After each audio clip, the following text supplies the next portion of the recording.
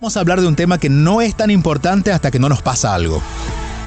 Siempre la gente dice, hay temas de economía, hasta que no nos cierran la tarjeta de crédito, hasta que queremos comprar algo y no entendemos qué nos pasó y nos damos cuenta que no estamos ordenados, o que nos falta dinero, que la cuenta de banco no tiene todo el dinero que necesitamos. Por eso hemos invitado a un experto, estratega financiero, educador, y alguien que además se ha ocupado no solamente de la economía, sino de los seres humanos, que se llama Julio Cañas. Julio, encantado de tenerte por aquí. Un placer estar aquí contigo. Vamos a dedicar todo el programa para poder conversar de finanzas. Y quizás esa sería una buena primera pregunta. ¿Cuál es la diferencia entre finanzas y economía? Interesantísima la pregunta. Fíjate, en líneas generales, al menos lo que nos enseñan a nosotros en la escuela de economía es como el agregado, es el factor más macroeconómico que engloba todo el cúmulo de familias en una sociedad o en un país en particular. Ya el tema de finanzas en sí es cómo funciona el factor monetario dentro de la economía, y por supuesto cuando le pones luego el finanzas personales, ya es la economía, si se quiere, del hogar y cómo funcionan nuestras decisiones y el uso del dinero en casa. Es decir, que la economía podría estar bien, pero mis finanzas mal, ¿sería algo así? Es correcto, y al revés también. Y al revés también. Y al revés también. Y de ambas, la más importante, la que tenemos que cuidar más, donde cometemos más errores, es en las finanzas. Es en las finanzas. Yo tengo una frase que repito hasta el cansancio con mis clientes y alumnos. Yo les digo, pon más foco en tu economía y menos foco en la economía. Porque uno tiende a distraerse y preocuparse mucho por factores que están fuera de nuestro control. Eso es cierto. Y al final del día yo lo que controlo son mis decisiones y cómo utilizo el dinero que me entra a mí en mis arcas en casa. Entonces, sí, finanzas personales es lo primero que hay que prestar atención. Sí, de hecho nos justificamos mucho en que, bueno, estoy en tal país o en este momento con la crisis que hay, y en realidad esas son circunstancias ajenas. Es correcto. Las más cercanas siempre están bajo nuestro control. Quiero empezar con un tema que en este año que está cerrando, después vamos a hablar en tu misión sobre el 2021 y el 2022, pero hay un tema que dentro de lo que no se conoce tanto, y para mí ha sido de gran curiosidad y he ido aprendiendo este año, que son las criptomonedas. Y quiero que lo comentes de la forma más didáctica como tú lo tienes, porque sabes educar, porque yo siento que dejó de ser un tema opcional. Quizás todavía es opcional, pero ya es parte de nuestra vida y va a ser cada vez más parte de nuestra vida. Entonces, si tuviéramos que empezar por criptomonedas explicándola desde lo más básico, aunque es complejo, pero con tu capacidad, ¿qué es una criptomoneda? Totalmente. En dos platos, básicamente una criptomoneda es una moneda digital. Y para entender exactamente cómo funciona y qué viene a resolver, hay que entender cuáles son los problemas que hicieron emerger este fenómeno, que ya no es algo tan pasajero, ya tiene 13 años de historia. Por ejemplo, el Bitcoin, que es el más conocido. ¿Qué es lo que ocurre? Que a lo largo de nuestra historia universal, desde el punto de vista económico, como sociedad, nosotros hemos pasado por distintos formatos de monedas o sistemas de pago. En la época de los romanos teníamos el salario, que de ahí la sal, ¿no? La sal, y de ahí venía el salario, que por supuesto de ahí es que sale esta superstición de que no te pases la sal en la mesa porque trae mala suerte, y es porque se rompía la bolsa de sal con la que te pagaba.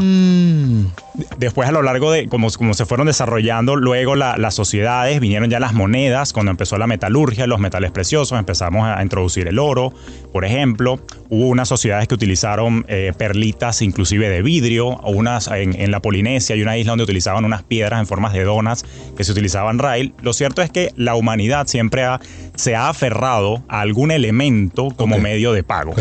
Simbólico. Algo simbólico, donde toda la comunidad se puso de acuerdo. Yo quiero que esta piedra o que esta perla o que este metal sea el medio de pago y de reserva de valor. Ahora, a medida que fuimos avanzando, y particularmente ya entrada la Edad Media, cuando pasamos ya a la caída del Imperio Bizantino y entramos en las ciudades-estado y todo este renacimiento bellísimo que ocurrió en Italia, particularmente en Florencia, vino un señor que se llama Medici y creó la banca.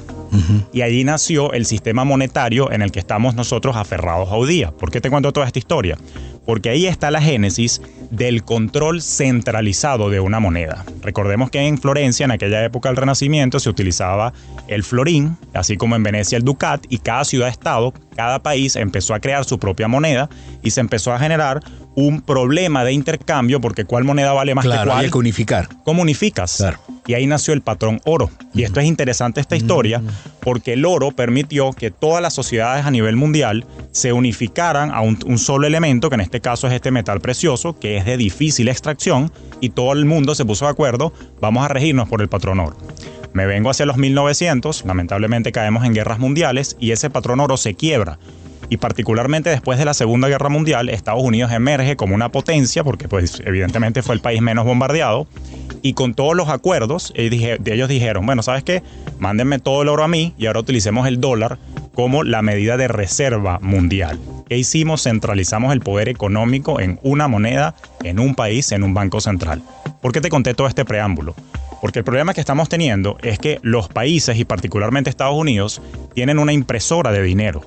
Y en efecto, cuando ellos le dan play a la impresión de dinero, ellos están creando un exceso de oferta de billetes. Y ante la presencia en una economía de los mismos objetos para comprar, porque no hay mayor producción, cuando hay más billetes, ¿qué ocurre? Inflación. Claro. Y es lo que estamos viviendo. Ajá. Fíjate que recientemente aquí en Estados Unidos, por primera vez en 30 años, tenemos una inflación altísima del 6.2%. Sí, pero muy común en Latinoamérica. Ay, ni hablar de nuestros países, que tenemos hiperinflación, por ejemplo, mi país natal y Argentina, que ha tenido... Exacto, tenemos las cunas más enriquecidas por la hiperinflación. No, yo digo que nosotros como gentilicio tenemos un PhD y venimos aquí a enseñarles a los americanos cómo funciona la hiperinflación, que espero que no lleguemos a esos niveles. ¿Por qué te comento todo esto? Porque naturalmente al estar centralizado el poder de impresión de una moneda, entonces puede haber un factor de inflación que repercute luego en las finanzas personales de todos. Y hubo alguien que dijo, me cansé. No quiero que esto siga funcionando así. Quiero volver a una suerte de patrón oro, pero aún así el oro de alguna manera es explotable por alguien que se atreva a minarlo. Claro. ¿Qué tal si yo creo un patrón oro digital? Y llega un personaje anónimo llamado Satoshi en el año 2008 y creó un nuevo patrón oro digital llamado Bitcoin, donde garantizó que iban a existir nada más que 21 millones de Bitcoin que iban a ser minados o iban a ir apareciendo en la economía a lo largo de un lapso de tiempo, y todavía faltan 120 años más para que tengamos todos los 21 millones, y eso es todo lo que va a haber. Eso es lo que vino a resolver el Bitcoin. Para que no perdamos a la audiencia en tanta información. Digamos que los generadores de cripto son personas que en vez de estar buscando oro en las cuevas, lo que hacen es, a través de operaciones cibernéticas o digitales, están generando un producto que no es visible para los ojos ni medible por la mano, pero están creando un producto digital que al ser puesto en el mercado se convierte en un negocio, básicamente inversión. El Bitcoin como tal y la criptomoneda, esta en particular, termina siendo un medio de pago, una reserva de valor. Una reserva de valor. Y además de reserva de valor, un medio de intercambio, que esas son las tres características fundamentales de cualquier moneda. Como esto eventualmente tiene un final que tú dices son 22 millones. 21 millones. 21 millones. Y creo que ya se han impreso generado como el 80%, ¿no? Ahora va más lento. Es correcto. Es que hace 11 años un Bitcoin valía centavos. Acabo de cruzarme con algo que apareció no en redes, que no había redes. Cuando apareció el Bitcoin, que te regalaban 5 Bitcoins si hacías una operación X. Imagínate, esa persona hoy tendría $300,000. Así es. Entonces, ese Bitcoin que valía centavos, hoy está valiendo entre 60, 70, 80. Fluctúa, correcto. Eventualmente puede llegar a 100 en los próximos días. Es correcto, fluctúa. Y de hecho hay una anécdota interesante, que hubo alguien que pagó un par de pizzas con 10,000 Bitcoin en algún momento. Imagínate, hoy compro un país. 10,000, hoy compro un país completo. Pero bueno, en ese entonces no sabía cuál era la perspectiva, además que quién es adivino para saber el precio, ¿no? Claro, lo que hoy está ocurriendo es que están apareciendo no solo Bitcoin, sino otras monedas, y de acuerdo a cómo Bitcoin se fue mostrando, hay personas que dicen, bueno, voy a invertir en una nueva criptomoneda porque eventualmente puede seguir el camino del Bitcoin, como ya ha pasado con algunas. La pregunta es, ¿cuál es el riesgo? Si lo hay. Entiendo que con el Bitcoin, según lo cuentas, no es tan grande porque hay un respaldo, pero hay un montón de criptomonedas con diferentes nombres y mucha gente dice, a mí me engañaron, perdí todo. Por dos razones. Algunas personas con las que les pregunto me dicen, no, me metí y no eran criptomonedas. Entiendo que ante el desconocimiento hay gente que habla de las criptomonedas y te hace participar de unas inversiones que no tienen que ver con eso. Correcto. Entonces, tú que conoces casos y conoces de qué se trata, ¿de qué tenemos que estar atentos? Sí, fíjate, lo que hay que entender es que no todas las criptomonedas fueron creadas iguales ni con el mismo objetivo. Aun cuando están en el mismo espectro de clasificación, a todo le llamas criptomonedas, no tienen la misma funcionalidad. Ni la tecnología detrás. Ni la tecnología. O sea, no hay detrás. seguridad como lo tiene el Bitcoin. Es correcto. ¿Qué es lo que ocurre? Que Bitcoin, naturalmente, ya es una moneda adolescente, tiene 13 años. Hay todo un grupo y equipo de desarrolladores y una comunidad trabajando para fortalecer el cómo funciona. Entonces, lo primero que hay que estar atento es, hay una comunidad de expertos tecnológicos trabajando por detrás para mantener robusta esa red, sí o no. Y lo interesante es que cada vez que sacan una moneda nueva, una criptomoneda, hay un documento conocido como un white paper, que es un documento explicativo que te dice cuál es la razón de ser de la moneda. Y no todas fueron creadas iguales. Bitcoin sí viene a resolver el tema monetario, sí viene a sustituir o a intentar sustituir el dólar, el euro, el yen. Ahora, hay otras monedas que en realidad lo que están es apoyando a un proyecto en particular. Por ejemplo, el segundo a bordo en toda esta conversación es Ethereum, que a través de su moneda Ether, en realidad no quiere ser una nueva moneda y como medio de pago e intercambio, sino que ellos quieren hacer, por ejemplo, lo que se conoce como contratos inteligentes. Si tú quieres comprar una casa, quieres comprar un terreno, quieres comprar una pieza de arte, ahora lo vas a hacer en digital a través de esa tecnología. Entonces, Ethereum como tal, como ecosistema tecnológico, ellos están buscando resolver otro tipo de necesidades distintas a las de Bitcoin.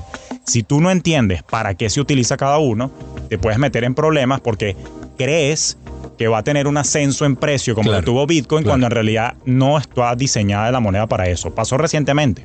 Se puso de moda una serie en Netflix que se llama El Juego del Calamar, Squid Game, y salió un grupetín y creó una moneda con el nombre Squid. Muchas personas creyendo que, digamos, iba a tener una trayectoria de subida de precios, se fueron y se volcaron a comprar la moneda Squid y resulta que terminó siendo una gran estafa, donde estas personas que crearon la moneda se robaron aproximadamente $3.5 millones. Qué bien.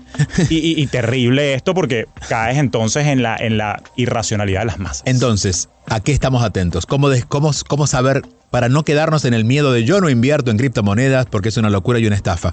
¿Dónde sí, dónde no? ¿Dónde está el olfato para saber? ¿A dónde investigamos? Básicamente, con una búsqueda básica en Google, tú consigues el white paper o el documento que explica la razón de ser. Y por supuesto, cuando sigues las noticias, tú vas viendo cuáles son los proyectos que están teniendo mayor dedicación. En estos momentos, y sin ánimo de que sea esto constituido una recomendación de inversión, sino con fines educativos y de entretenimiento, básicamente hay que prestar atención a Bitcoin y Ethereum, que son los proyectos principales, que son ahorita los que están más avanzados, los que están un poquito más robustos. Todo lo demás son derivados que hay que verlo con cautela. Muy bien.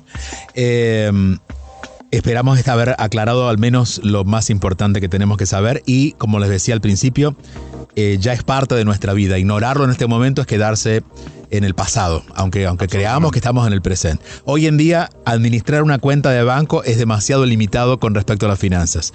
Y creo que también que esto no existía quizás en generaciones anteriores, la capacidad de invertir aunque sea poco dinero. Antes invertían los inversionistas. Es correcto. Hoy todos invierten, los más jóvenes, los más grandes. Eso lo verás, ¿no? Con tus clientes. Eso está ocurriendo bastante y es un fenómeno que es bastante emocionante. El término correcto ahí es democratización de las inversiones. Es decir, muchas más personas tienen acceso. En los años 90, como decías tú, las personas con alto patrimonio, con riqueza, eran las que tenían acceso al Wall Street y esas cosas que uno ve en películas.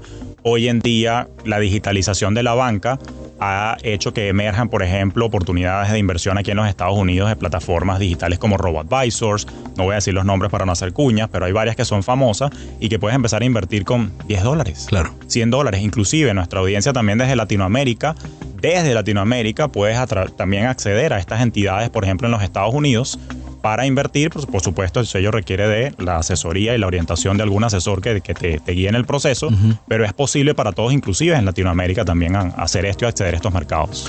Estamos conversando con Julio Cañas, que es estratega financiero y educador.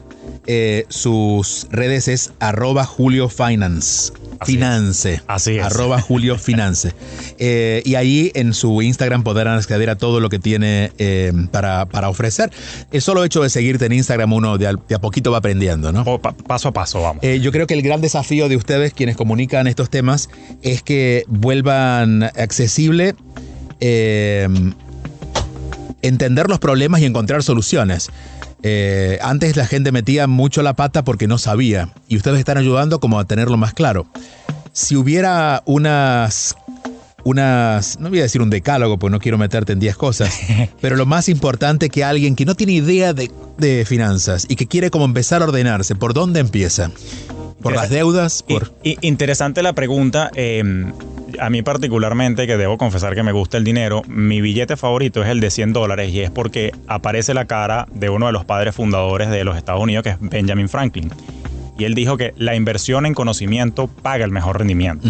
Así que la verdad es que el primer paso es educarte. Muy bien. Porque naturalmente no puedes actuar en función de aquello que desconoces. O sea, necesitas entender cómo funciona el dinero, cómo funciona el sistema de deudas, cómo funciona un presupuesto, cómo funcionan las inversiones. Y lo primero es tratar de buscar fuentes de información que te llegue el mensaje y que te permita hacer entender, bueno, así es como funciona el sistema, voy a operar. Lo segundo, orden. El llamado es al orden. O sea, la anarquía trae anarquía. Y así como yo siempre juego hay una personaje en Netflix, se llama Maricondo, que es una japonesa que ya viene a la casa y te ordena la casa. Yo digo que yo soy el Maricondo de las finanzas, porque yo lo que promuevo es justamente la organización. Y simplificar.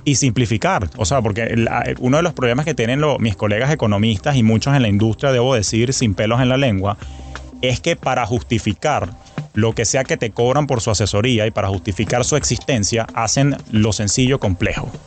Y no es necesario. O sea, yo creo que en la simplicidad es la última sofisticación, creo que lo dijo Leonardo da Vinci, pero lo cierto es que mientras más simple, es mucho mejor para todos nosotros porque te genera menos carga de ese pensamiento. Un hecho estrés. Una mezcla pregunta que te voy a hacer es una mezcla entre Maricondo y Julio Cañas. ¿Qué te pasa a ti cuando ves la cartera de una mujer que se abre y hay, no sé, 30 tarjetas de crédito, dinero revuelto? ¿Qué hay detrás de eso? Digo mujer porque son las carteras más grandes. Al hombre se le nota menos. Al hombre a veces en su carro, ¿no? Sí, a veces nos pasa a nosotros que la billetera está llena con un pocotón de papelitos y cosas, pero sí, es un poco estresante y de verdad que mi filosofía es que la anarquía trae anarquía. Eso está estudiado en neurociencia, la teoría de los cristales rotos. Hay que tratar de mantener el orden, porque naturalmente así, si nos queremos poner en el espectro energético, fluye mejor la energía del dinero enmarcado en un orden. Y así como tienes que tener tu closet ordenadito para que dé gusto entrar al closet y agarrar las prendas de ropa, tus finanzas tienen que estar en orden para que le pierdas el miedo a enfrentar los números y ver cuál es tu realidad financiera para tomar decisiones informadas. A partir de Padre Rico, Padre Pobre, este libro famoso que creo que fue en los 90 que salió. Sí, con Kiyosaki. Kiyosaki, hay dos cosas que quedaron claros. Una, que es mejor invertir que ponerse como empleado. Sí. Y la segunda, que bienes raíces es la mejor inversión. ¿Sigue siendo eso real? Bueno, a ver, como toda la vida es relativo. Cuando él lo dijo no había criptomonedas. Cuando él lo dijo, exactamente, no se habían democratizado los accesos a los mercados de capitales como hoy en día con la digitalización de la banca de inversión. Yo creo que es relativo y lo digo con cautela porque yo soy más partidario de la diversificación. Uno no puede poner todos los huevos en un solo canasto, en una sola cesta. Entonces, si bien es cierto que el mercado de inmuebles o real estate, como se llama acá en Estados Unidos, presenta muy bonitas oportunidades porque el país se está expandiendo, no necesariamente es una realidad que se mantiene en los países de Latinoamérica. Si tú ves lo que ha pasado con mi país natal, Venezuela, más bien el real estate ha sido una pésima inversión porque por la situación sociopolítica se vino todo abajo. Claro. Entonces hay que tomar eso con un grano de sal y con cuidado. Y yo diría que hay que irse por lo que es más sencillo. Y hoy por hoy lo más sencillo es entrar primero por los mercados de capitales después que te educaste, que tiene que ser la primera inversión. ¿Mercados de capitales son? La bolsa. Okay. La bolsa de valores, las acciones, los fondos transados en bolsa, todas estas cosas que venden hoy en día estas plataformas y software que existen, que son súper populares, en lo cual la mayoría hoy en día puede empezar a invertir con poco. Ok, así como escucho el reclamo de los que invirtieron en cripto y dicen me robaron, me estafaron, también he escuchado a muchos que no son agentes de bolsa, pero por haber hecho un curso creen saberlo. Y claro, de pronto diluyen todos sus ahorros. Es así. Imagino te habrá llegado mucha gente que dice yo quería invertir. Sí. Porque también creo que hay una fantasía en esto de que todos podemos invertir en la bolsa y sin educación, sin buena educación en todo caso, porque ver un video no alcanza, puede llevarnos a la bancarrota, ¿no? Absolutamente. Y es un peligro.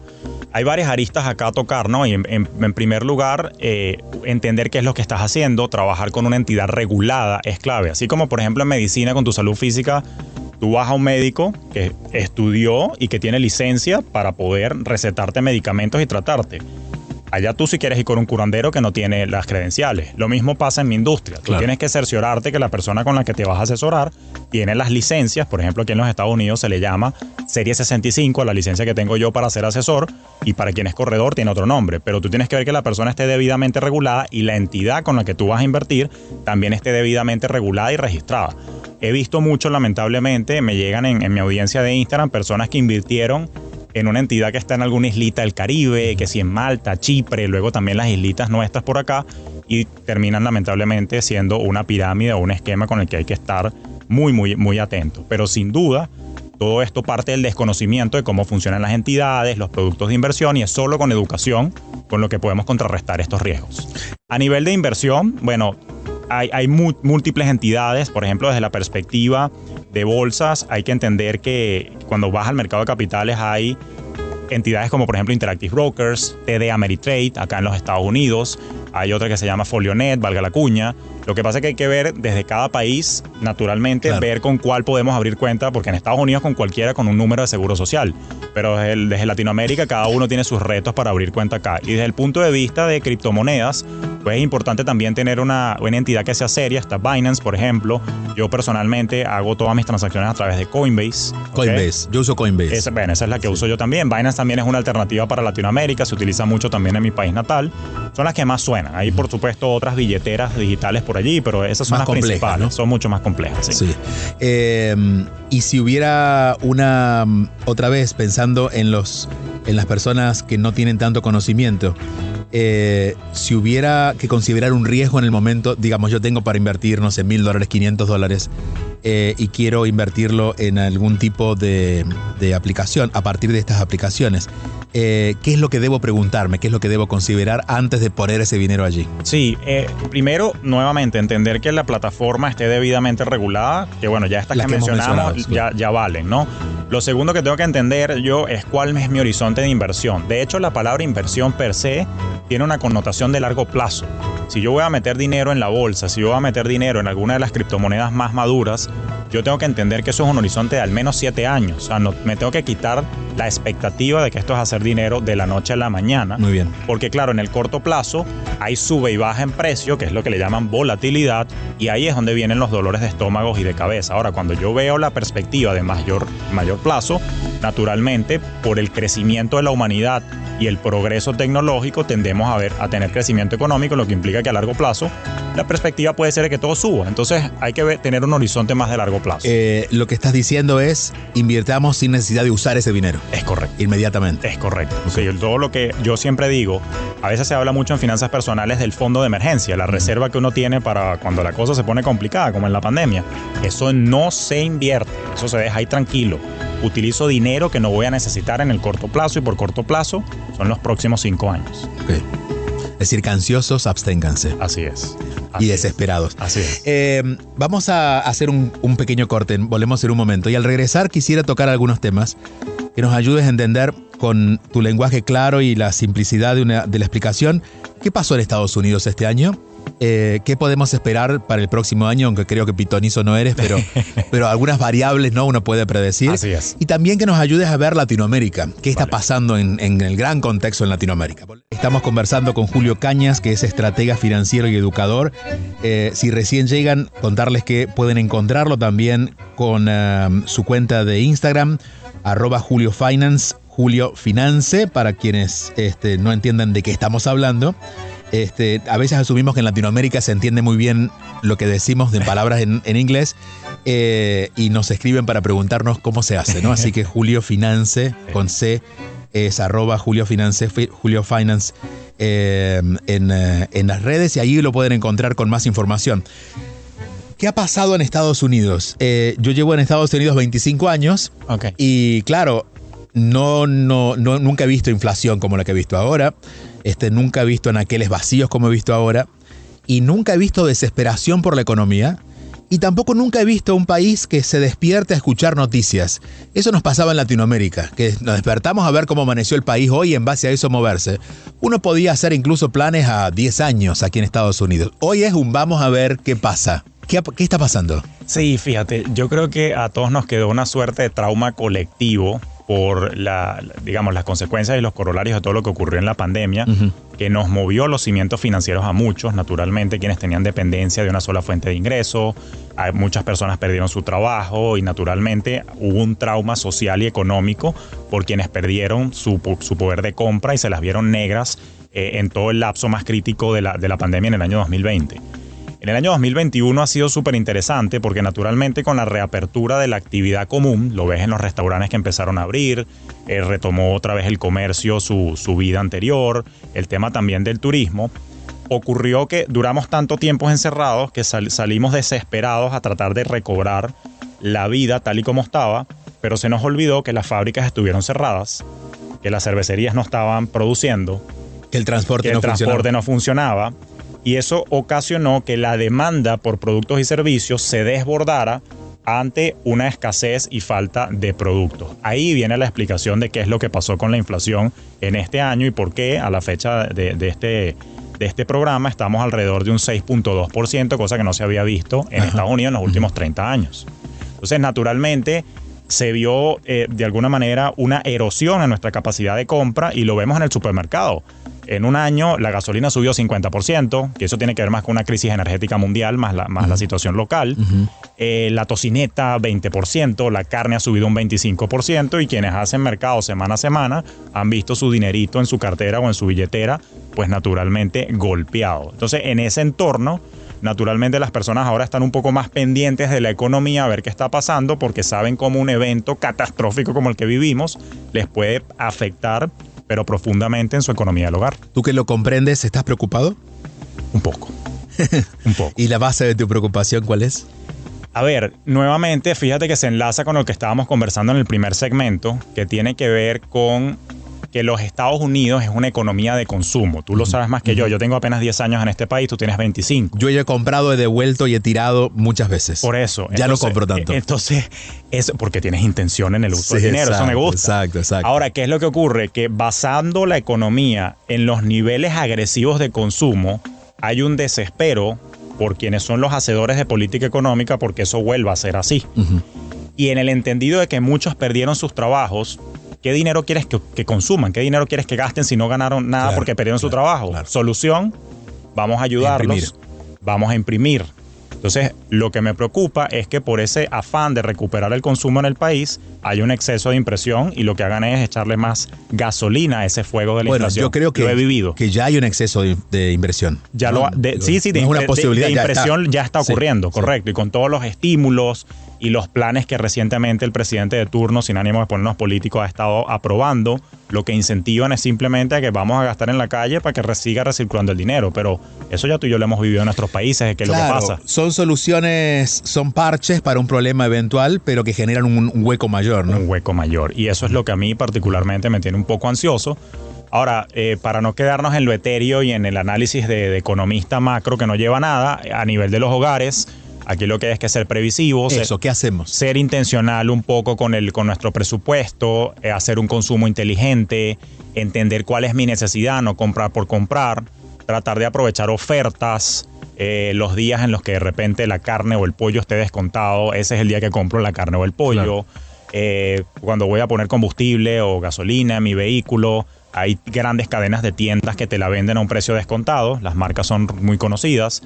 Tratar de aprovechar esas ofertas del sistema, claro, lamentablemente hablo acá nada más para la población de Estados Unidos, hay que ver en Latinoamérica cómo palean la situación, pero a nivel local... Creo que Latinoamérica está más acostumbrado porque es algo más o menos recurrente. Y digamos, puede ser un poquito más grave, pero la cosa va y viene. Sí, y es lamentable, ¿no?, que nos hayamos en Latinoamérica acostumbrado a eso, pero lo cierto es que sí es un fenómeno nuevo acá en el que hay que saber navegar las aguas de aprovechar ofertas y tratar de tener un consumo intencional y uso intencional del dinero, porque se está erosionando nuestra capacidad de compra. Cuando hablas de uso intencional del dinero, ¿a qué te refieres? Me refiero a que no puedes gerenciar lo que no mides, y en la medida de que tus finanzas personales y en tu economía del hogar tú no tengas un presupuesto claro, tú no tengas claridad, que eso es otro de los principios que yo profeso, claridad en cómo utilizo mi dinero, cuáles son mis patrones. A mí me gusta la carne, ok, entonces busca la mejor manera de comprar la carne al mejor precio. Si tú no comes carne, ni te preocupes por eso.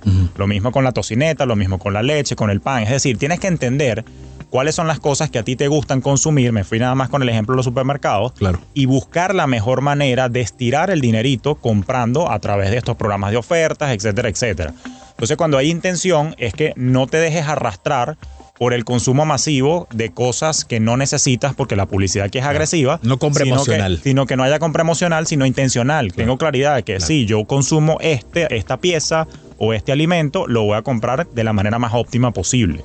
Y también, a mí me gusta hablar de esto un poco más profundo, pero el tema de la optimización psicológica del presupuesto. Voy con un ejemplo. Muchas veces aquí en Estados Unidos la gente va y compra el cafecito en Starbucks. ¿Qué tiene de distinto el café de Starbucks al café de tu casa? La marca y el sentido de pertenencia que te da el segundo hogar, que es como te la vende la marca Starbucks. Claro. Entonces tú lo que tienes que entender es cuál es la verdadera necesidad psicológica, esto es un poco más profundo, que se esconde detrás de tu consumo, porque capaz hay una manera más inteligente. Voy con otro ejemplo un poco más mundano. Sí, porque estábamos negociando un contrato con Starbucks que acaba de caer. Se acaba de caer. Otro ejemplo más mundano. Si a ti te gusta ir y tener un par de tragos en un bar de tu preferencia con tus amigos, capaz no es necesariamente el ambiente, sino la compañía con la que disfrutas el trago y, perdón por el ejemplo, licorado.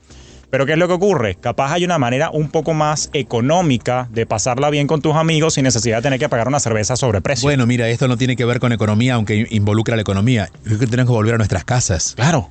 Es decir, y con respecto al licor, por ejemplo, una botella de licor cuesta $20, $30, que luego un trago con un octavo de ese licor te cuesta $15 o $30 o $20. A eso me refiero. Claro, el ambiente. Pero qué mejor ambiente que nuestras casas. Total. Y esto pasa, claro, ahí entre Latinoamérica y Estados Unidos es diferente porque en Latinoamérica se usa. Nos encontramos en nuestras casas. Pero aquí nos habíamos olvidado. Y es una de las cosas que más me ha llamado la atención. En este país, con casas tan caras y tan grandes, no las usamos. Y estamos siempre yendo a comer a la esquina, reuniéndonos en el bar. Y también, qué bueno que podamos ir a los restaurantes y qué bueno que podamos usar el bar, pero también incluyamos en nuestra economía tener eventualmente encuentros en nuestras casas. Así es. 100% de acuerdo. Insisto, no es una sugerencia financiera, pero creo que nos daría otro tipo de contacto y al final lo que queremos es eso. Porque fíjate el ejemplo que diste de Starbucks. Vamos a Starbucks para sentirnos como en casa. ¿Y por qué no nos tomamos el café en la casa, verdad? Exactamente, a eso es a lo que me refiero. Y de eso se trata esa optimización de que te lleva a entender cómo consumes, por qué consumes, de forma tal que puedas estirar el dinero y que te alcance para más. Porque es fácil decir, bueno, produce más, pero es algo que no ocurre de la noche a la mañana. El primer paso es optimizar tu presupuesto y uso del dinero y después, bueno, empezar a buscar maneras creativas de cómo diversificar tus ingresos que te permitan elevar tu estándar de vida. Tú que conoces a las finanzas, además el ser humano en las finanzas, a la persona, ¿por qué hay tanta resistencia al ahorro? Considerando que es un gran beneficio. Pero es como que es poco común encontrar gente que ahorra. Es poco común por varias razones y me obligas de una manera amena a entrar en mi terreno favorito, bioneurofinanzas. Vamos. Que es donde yo entro, ¿no? Lo primero que tenemos que entender es que como seres humanos, en particular, somos una especie en la que las finanzas personales apenas tiene una fracción de toda nuestra historia. Tenemos miles de años en la faz de la Tierra, pero todo el tema de la moneda, todo el tema de la economía, 2000 y tantos años. Claro. Entonces, de por sí, desde el punto de vista epigenético, si quieres, nosotros no estamos de alguna manera diseñados para ahorrar. Todavía tenemos los vestigios de la época de la caverna, cuando te tenías que comer todo ahorita porque si no la carne se te podría en la cueva. Claro. Entonces, no estamos diseñados biológicamente y genéticamente para guardar para el futuro, sino para consumir hoy. Pan para hoy, hambre para mañana. Aún cuando venimos, en nuestro caso en Latinoamérica, muchos venimos de familias que después de la guerra y la pobreza elegían guardar. Digo, mi familia que tiene ascendencia italiana. Ok. Era guardar y guardar porque no sabemos si hay para mañana. Fíjate, en Venezuela nosotros veíamos eso mucho en la colonia portuguesa y española. Ajá, que fue bueno, italianos también llegaron, pero porque ya tuvieron una experiencia traumática que les cambió el patrón de uso del dinero. Exacto, ahí está el detalle. Exacto. Pero lamentablemente, como especie, no estamos diseñados para eso y tenemos que entender que la ampliación de nuestra expectativa de vida se ha ensanchado es en los últimos años gracias a los avances de tecnología y a los avances de la medicina. En la Edad Media la gente se moría a los 40 años, a principios de los 1900 la gente no te pasaba de 50 a 60 años, ahorita la expectativa de vida está por encima de los 80. No estábamos preparados para vivir más tampoco y por ende teníamos una desconexión psicológica con el futuro. Y también, imagino, llegamos hasta los 80, pero terminamos de producir a los 60. Entonces también hay un gap ahí de... Es correcto. De uso sin generar. Es totalmente, estoy de acuerdo con eso. Y es por eso que la invitación acá es a que, bueno, en los años mozos y productivos, donde tenemos mayor capacidad cerebral y cognitiva para producir y ser creativos, hay que guardar, porque el que guarda en la alacena siempre tiene para la cena. Y para guardar, ¿cómo aconsejas que se haga? ¿Dónde se hace? ¿Con quién se hace? ¿Cómo se hace? ¿O todavía seguimos con el colchón? No, bueno, a ver. Con la inflación que hay, que el colchón va a valer más que lo que pongamos abajo, ¿no? Sí, es complejo naturalmente, pero bueno, yo soy de los que creo que básicamente la distribución es sencilla. Hay que tener unas reservas que, digamos, mundanamente le llamamos fondo de emergencia, donde mi recomendación siempre es tener por lo menos 6 meses de tus gastos corrientes en una cuenta de ahorros disponible, que no se invierte, no se juega con eso. Pero al menos tener esos 6 meses de reserva, porque 6 meses es un plazo... Para las grandes mayorías es un plazo lo suficientemente razonable como para dar un viraje en tu vida y volver a encontrar trabajo. Un nuevo trabajo, una nueva línea de productos para los que son emprendedores, etcétera, etcétera. Salvo casos extremos como la pandemia que a veces se extienden. Pero si quieres ser conservador, 6 lo puedes pasar a 12 meses. Igual, paréntesis, la pandemia ha sido muy generosa para Estados Unidos y en algunos países de Latinoamérica, pero para Estados Unidos, porque bueno, existió toda esta cantidad de oportunidades que ahora vamos a pagar las consecuencias, pero de créditos y demás. Sí. Digo, ha habido asistencia, la gente no se quedó. Ahora no se pasó hambre. Pasaremos hambre en el futuro por haberlo evitado ahora, es posible. Sí. Pero hubo oportunidades. Totalmente, sí, no, sin duda en Estados Unidos fue, digamos, por el miedo político de que se cayera la economía por completo, por cerrar la operación, hicieron todo lo que estaba a su alcance por, digamos, generar estas ayudas y estos incentivos a través de, por ejemplo, compensación a las personas que estaban desempleadas, los incentivos que dio el gobierno de mandar cheques o un monto a las familias para que tuviera algo con que, de nuevo, gastar para mantener la maquinaria del consumismo andando. Eso fue lo que se hizo acá. ¿Cuáles son los miedos más repetidos que encuentras en las personas con respecto a finanzas? Fíjate, naturalmente, como al cerebro no le gusta lo incierto, cuando desconoces cómo funciona, entonces hay una suerte de evasión o repele con los temas financieros. Y también hay personas que desde el punto de vista psicológico, que lo he visto mucho, se escudan bajo la excusa de que yo no soy de finanzas, no soy economista, no soy ingeniero, yo no soy de números, yo soy creativo, yo soy de letras, soy profesor, soy médico.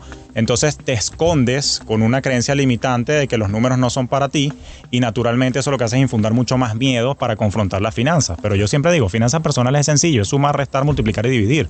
Esas cosas horribles que dieron en cálculo y matemática universitaria no se usan en finanzas personales. Claro. Entonces yo creo que la invitación aquí es a volver hacia las finanzas y de alguna manera, bueno, los invito a que los puedo ayudar a que se entienda de una manera más digerible y agradable para que puedan reconciliarse con el dinero. @Julio Finance es la cuenta de quien nos está conversando hoy, que es Julio Cañas, estratega financiero y educador. ¿Has escrito ya libros? Todavía no. Pero está en camino, ¿no? Es un trabajo. Huele a libro. Huele a libro. ¿Y por qué todavía no ocurrió? Estoy acumulando. Yo soy una persona de corte un poco académico también y estoy acumulando investigación.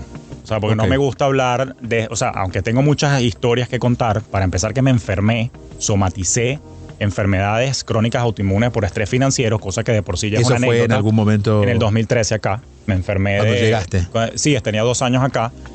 Hay bastantes anécdotas y storytelling por escribir. Por ejemplo, cuéntanos. Bueno, con gusto. Fíjate que cuando llegué a los Estados Unidos, esto de alguna manera es irónico, porque siendo economista, con posgrados en finanzas y asesor financiero, ¿cómo es posible que me haya yo equivocado con el manejo inadecuado de mis propias finanzas? Te bajó la cuenta y no subía. No solo eso, bajó la cuenta, me endeudé y hubo un momento en el que me quedé sin trabajo y no tenía las reservas. De casa de herrero, cuchillo de palo. Pero esa es la mejor forma de aprender. Lamento decir que sí. La experiencia siempre ayuda. Claro, no estamos estimulando a cometer errores, pero si lo ha cometido, no, qué bueno caros. Para que aprenda. Sí, totalmente. No, a los golpes se aprende y dicen que un estómago vacío, también un bolsillo vacío y un corazón roto son los mejores profesores. Ajá. El corazón roto no lo tengo, pero lo otro sí me ha pasado, gracias a Dios. Y de alguna manera sí, de ahí fue donde nació todo esto de Julio Finance y este movimiento de tratar, no solamente educar, sino también evitarles a otros que pasen por el exceso de cortisol por el que yo pasé y que terminé somatizando. ¿Qué pasó y qué hiciste? Bueno, primero no controlaba mi presupuesto, gastaba en exceso, no invertía, no tenía reservas, ganaba buen dinero porque tenía un buen cargo corporativo, pero de la noche a la mañana la empresa era una empresa foránea, decidió cerrar operaciones acá y yo creyendo que eso iba a ser para siempre la bonanza, se me olvidó que las épocas de vacas flacas también llegan. Y ahí, ahora sigues con la historia, pero te pregunto esto para ver si es esto el tema. Aun cuando sepas mucho sobre finanzas, lo emocional pega más fuerte, ¿no? ¿Sabes qué pasa? Que yo vengo de formación básica de economista neoclásico y en ese momento yo me creía un ser súper racional. No fue hasta que me estrellé, cuando tuve que reconectar con ese campo de psicología y finanzas conductuales, cuando pude conectar con el campo de la bioneuroemoción, para entender que todo mi consumo era netamente emocional, todas mis decisiones eran emocionales. Exacto. Y fue cuando, como dicen en mi país, me cayó la locha o me cayó el 20, o sea, clic. Oye, las finanzas son más emocionales y por eso fue cuando di un viraje a mi carrera y dije, ¿sabes qué? El tema no es por los números, el tema es por las emociones y el pensamiento y de ahí toda esta propuesta de bioneurofinanzas. ¿Y lo que aprendiste de esa experiencia qué fue? Totalmente que tengo que no dominar, tengo que saber administrar mis emociones y de alguna manera reconciliar mi relación con el dinero, que esto da para otro programa para hablar completo de ello, porque había muchos patrones. Que recuérdate que nosotros 95% de las decisiones las tomamos a nivel del subconsciente. Sí. Es decir, tenemos un piloto automático que es el que nos guía por la vida ante este sobreestímulo de sensaciones que tenemos con los 5 sentidos. Y en ese sentido, yo tenía mal calibrada mis creencias con respecto al dinero y hasta que no trabajé mis emociones y no trabajé la reprogramación mental, no había logrado hasta entonces cambiar mis hábitos. Cuando logré hacer todo esto, me volví más intencional con el uso del dinero. Ok. Y con esto nos da más idea de lo que nos hablas cuando hablas de bioneurofinanzas. Correcto, que es la coherencia básicamente entre emoción, razón y acción financiera. Ok. Considerando que esto la mayoría de los economistas no lo saben, ¿tú crees que la razón por la que la humanidad sigue equivocándose con las finanzas es por eso? Sin duda. Fíjate que no me atrevería a decir que la mayoría de los economistas, porque inclusive fue un economista / psicólogo quien se ganó el premio Nobel, Daniel Kahneman, quien descubrió los 2 sistemas de pensamiento y nos llevó a entender cómo funciona el 95% del subconsciente. Esto hizo que surgiera un campo en los últimos 60 años que se llama finanzas conductuales, que es la combinación de psicología con economía y finanzas. Pero lo que ocurre es que se quedaron en el campo neuro y no bajaron al campo corazón, al campo energético, para entender cuál es el equilibrio entre estas dos cosas, que es lo que estoy tratando de hacer.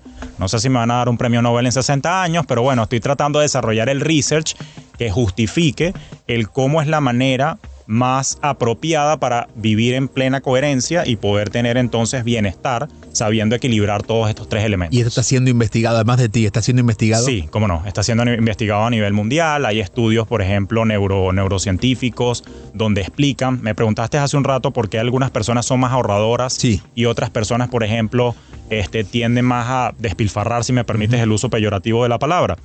Bueno, resulta que tiene que ver con el desarrollo de tu amígdala, que es el centro emocional del cerebro. Entonces hay personas que tienen la amígdala un poco más grande, la amígdala cerebral, que la tienen un poco más desarrollada y por ende son más sensibles a la desigualdad financiera y económica que ven en el mundo. Y quien tiene la amígdala más desarrollada tiende a ser quien es más de perfil donador o dador. Se deshace del dinero para acabar con la desigualdad. Los que tenemos la amígdala más pequeña somos más represivos. O sea que tu cuenta está en buen estado. Sí, cómo no, claro que sí, gracias a mi amígdala. Pero aquí lo bonito es, ahí viene el factor bio, que hay muchas cosas de cómo está compuesto el cerebro, que es lo que hace que nos comportemos de una u otra manera, pero cuando pasamos por un proceso de autoconocimiento y autoexploración, damos con cuál es la pata por la que cojeamos para poder contrarrestar eso. Mira, nos había quedado pendiente Latinoamérica, pero creo que esta es una buena puerta para entrar. Sin duda. Yo no, insisto, yo conozco poco de finanzas, solo sé ordenar mis cuentas y lo hago bastante bien.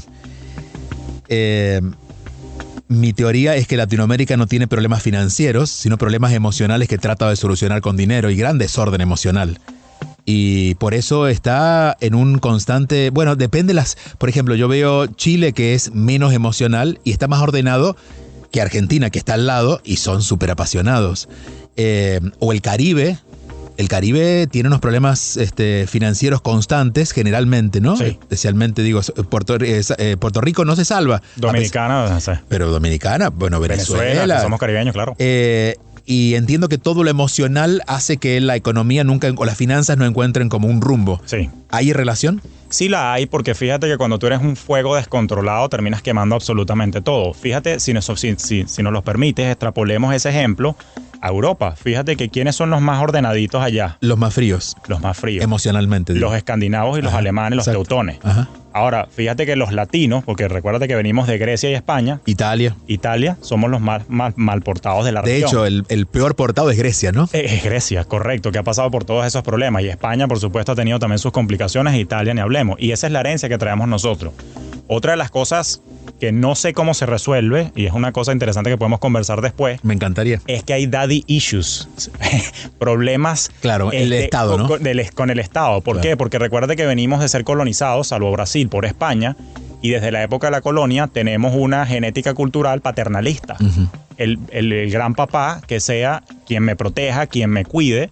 Entonces no ha habido un desapego emocional del Estado como padre para yo lograr mi independencia. Claro. Entonces somos una sociedad que, de paso, si tú ves la antropología cultural del latino, te das cuenta que somos una sociedad tribal interdependiente. Uh-huh. Las sociedades más frías, como las europeas del norte y los anglosajones, son más independientes. Eso quiere decir que, naturalmente, también a nivel emocional hay un voto a la pobreza. Yo no quiero ser rico porque dejo de parecerme a mis pares.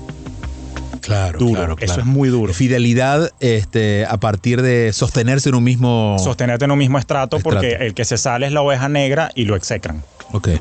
Hay mucho trabajo. Y lo más común es la pobreza, entonces todos tratan de igualar para abajo. Todos tratan de igualar lamentablemente para abajo. No solamente desde el gobierno como un mecanismo de control, perdón por lo político, pero también desde el punto de vista de motivación para pertenecer, que es una de nuestras necesidades como ser humano. Y está claro, fíjate que dentro de las ideologías, quien más tiene problemas con lidiar con las finanzas son los socialistas o el socialismo. Uh-huh. Y el socialismo tiene básicamente esta idea de igualar para abajo. De hecho, premia, entre comillas, al que tiene menos porque, bueno, puede entrar al reino de los cielos, ¿no? Es un buen ser humano. Sí. Y castiga a aquel que tiene dinero. Totalmente. Y eso que mencionas es interesante porque también hay unas malas interpretaciones de ciertos preceptos religiosos. Eso que dices tú que... También con lo mismo, claro. Sí, con lo mismo, el mismo juego de palabras, que es más fácil entra un camello por el ojo de una aguja que un rico al reino de los cielos. Todo eso genera justamente los patrones de relación con el dinero que te mencionaba hace unos minutos, y que naturalmente si Latinoamérica no hace una actualización de su relación con el dinero, de una mejor conexión con la abundancia a través de una reprogramación cultural, nos va a tomar cientos de años emerger como región. ¿Con cuánta esperanza podemos mirar eso como una posibilidad? Si hay un despertar de la conciencia financiera colectiva, en el entendido de que te quieres alzar ante los patrones tradicionales de control, y la gente empieza a escuchar esos temas que tú profesas por tu lado, que yo también profeso por mi lado, yo sí creo que es posible viralizar este tipo de contenidos para que haya un despertar y un hasta luego con los patrones pasados. Por supuesto, eso va a tomar un par de décadas y no los cientos que acabo de sentenciar, pero tienes que estar abierto al despertar de tu conciencia. Si no, vas a seguir pegado en la Matrix, que es el primer nivel de conciencia financiera que yo enseño. Cuéntanos de qué se trata la Matrix. Básicamente, yo le llamo a eso como a la evolución de la conciencia financiera, que tiene 4 niveles. La Matrix, que es cuando estás arrastrado por las masas y básicamente estás viviendo como un autómata. Haces lo que te dicen. Haces lo que te dicen, no razonas, no piensas, no hay pensamiento crítico, valga la redundancia. Pero naturalmente el segundo nivel, esto se equipara con los niveles de aprendizaje, ¿sabes? Las incompetencias inconscientes, incompetencias conscientes, competencias inconscientes y competencias conscientes. O sea, ese tipo de aprendizaje. Al principio no sabes lo que no sabes y simplemente te dejas como un camarón arrastrar por la corriente. Esa es la Matrix. Pero después, cuando tú dices, esto no está bien, yo no me siento bien en esta situación, pudiera estar mejor, ahí viene el primer nivel, el despertar. Y es cuando tú dices, hay cosas que no sé que quiero aprender. Entras en el campo del aprendizaje de las incompetencias conscientes. Reconoces, me falta aprender de finanzas, me falta aprender de criptomonedas, me falta aprender de Ese inversión. salto puede ser una crisis, más que el interés. Lamento reconocer que en la gran mayoría de los casos pasa como a mí. Es después de una crisis. Porque dicen que el único que aprende por cabeza ajena es el barbero o el peluquero. Pero hay gente que sí está dispuesta a vivir el dolor que vivió alguien como yo y dice, no quiero pasar por eso, estoy dispuesto a aprender. Después del despertar, bueno, viene simplemente el auge, que es el tercer nivel, y el último, que es la expansión, que es cuando ya ganaste un nivel pleno de conciencia e intencionalidad en absolutamente todo lo que haces, no solamente con tu dinero, sino también con tu tiempo, que es el recurso más preciado para alcanzar el bienestar. No lo hemos puesto en el lugar que merece, sí. Y claro, quienes hayan llegado a los 70, 80 miran para atrás y ahí se dan cuenta que es lo más preciado, ¿no? Ahí se dan cuenta. Y uno se arrepiente más de las cosas que dejó de hacer que de las que hace, pero bueno, siempre con intencionalidad. Es interesante pues poder invertir, repito, no nada más el dinero, sino también el tiempo. Miremos, nos quedan unos minutos, miremos hacia el 2022. ¿Qué es lo que ves más o menos claro de lo que puede ocurrir? Sí, quiero aclarar acá porque es una situación comprometedora. No vamos a pasar la grabación en un año. Okay, gracias. Eso te iba a decir, porque los economistas pasan 6 meses explicando lo que va a pasar y los otros 6 meses del año porque no pasó lo que dije que iba a pasar. Los meteorólogos también. Exacto, sálvame de eso, te lo pido por favor. Pero bueno, dicho eso, lo que sí veo de muy corto plazo, lamentablemente a la fecha de este programa está emergiendo una nueva cepa, lamentablemente un poco más fuerte, según dicen los entendidos, de la pandemia. No sabemos cuáles van a ser las repercusiones. Se dicen también que a nivel de vacuna, la vacuna que tenemos actualmente no cubre estas nuevas evoluciones del virus. Hasta ahí entiendo que el virus sigue siendo tema de las finanzas, de la economía mundial. Totalmente. Entonces, claro, hay un riesgo latente de que si no se aprende de los errores anteriores a nivel de contención, no digo que lleguemos a un mismo nivel de encierro como en el del 2020, pero probablemente un par de meses pueden ser un poco torpes en la actividad económica si esto se llega a expandir de una manera descontrolada, lo que reaviva la preocupación y los traumas que muchos vivieron en el 2020. Así que les recomiendo que el gasto en regalos navideños sea comedido, porque hay que generar reservas ahorita, pues no sabemos lo que nos depara el primer semestre del año que viene. Esto es una noticia que está en evolución. Bien, ¿tú crees que los políticos que llegan a cargos de gobierno saben suficiente de economía como para manejar las economías? Lamentablemente no todos están preparados en ese ramo y todo va a depender naturalmente de qué país estemos hablando. En un país como los Estados Unidos los poderes están en alguna medida independientes los unos de los otros, y la política per se, salvo por la política fiscal, es decir, la recaudación de impuestos, es la única manera de ellos de alguna forma afectar la economía. De resto, lo que haga el Banco Central, o aquí en los Estados Unidos que se le conoce como la Reserva Federal, pues es un poder independiente. De alguna manera, lamento reconocer que el ciclo económico siempre responde o intentan que responda al ciclo político, porque naturalmente, por ejemplo, al presidente de turno se le está achacando la inflación. No es por defenderlo, porque no soy apolítico en ese sentido, no me parcializo, pero bueno, es simplemente la consecuencia de lo que ha venido pasando cuando él tomó el gobierno y le agarró simplemente una pandemia. No es culpa de él que dijo, suban los precios. Entonces lo que te quiero decir es que sí va a haber un intento, sin importar el país, de tratar de manipular, si me permites el uso de la palabra, el curso de la economía para poder perpetuarse de alguna manera a lo largo de los ciclos políticos, y sí tratan de incidir en ella. Ok. Y mirando más allá de esta etapa pandémica que será 2, 3, 5, 10 años, cuando imaginas, tú eres joven, así que tú vas a vivir todavía unas cuantas décadas, ¿qué pasaría con las finanzas cuando ya las criptomonedas sean normalizadas? ¿Y qué va a pasar? O sea, ¿cómo va a ser el mundo en 20 o 30 años? Sí, es interesante esa pregunta porque hay muchos estudios y varios libros que hablan un poco de las fuerzas geopolíticas que se están gestando ahorita a nivel mundial. Y naturalmente fue después de la Segunda Guerra Mundial cuando los Estados Unidos emergió como potencia. Pero ahorita, con un tema de globalización, el poder económico mundial está volviendo a Asia, como lo fue en los años 1500, ¿no? Los tigres asiáticos y todo esto. Entonces, yo sí creo que en los próximos 50 años me atrevo a predecir, aunque no soy Nostradamus, que sí va a haber un reacomodo de las fuerzas políticos económicas del mundo, y que de acentuarse todo este fenómeno de descentralización de las finanzas, que es lo que viene a traer la tecnología blockchain a través del Bitcoin como criptomoneda medio de pago, a través de Ethereum como medio de contratos inteligentes, ahí se va a perder un poquito poder político y vamos a pasar por una fase de adaptación un poco rara, porque imagínate que pierda el poder un Estado que por muchos años lo tuvo y ahora se da cuenta que no controla la economía. Habla de Estados Unidos. Hay un choque, sí, hay un choque. No, y en líneas generales todos los países. Porque si todo el mundo empieza a adoptar un poco más las criptomonedas, a nadie le importa el euro, a nadie le importa el yen, el yuan, el bolívar, el peso.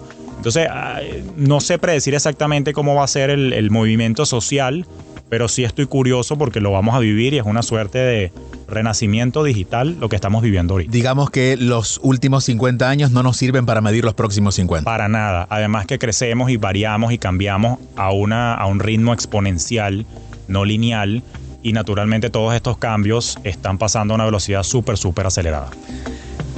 Julio Cañas ha conversado con nosotros esta noche, es estratega financiero y educador. Lo pueden encontrar en redes con @JulioFinance. Y allí le pueden enviar alguna pregunta o no sé cómo funcionan tus redes, si estás tú atrás de ellas. Sí, atrás siempre atendiendo a la comunidad, aclarando dudas y canalizándolo con los diversos recursos que tenemos, no solamente los programas educativos, también soy host de un podcast que se llama Despierta tus finanzas. ¿Que se encuentra dónde? En todas las plataformas. Okay, Despierta tus finanzas. Despierta tus finanzas con Julio Cañas, lo consiguen absolutamente en todas las plataformas y en YouTube también. Y bueno, es precisamente lo que busca es el despertar de la conciencia financiera. Muy bien. Seguiremos hablando con Julio seguramente en un par de semanas o dentro de un mes para darle un poco de seguimiento a este movimiento.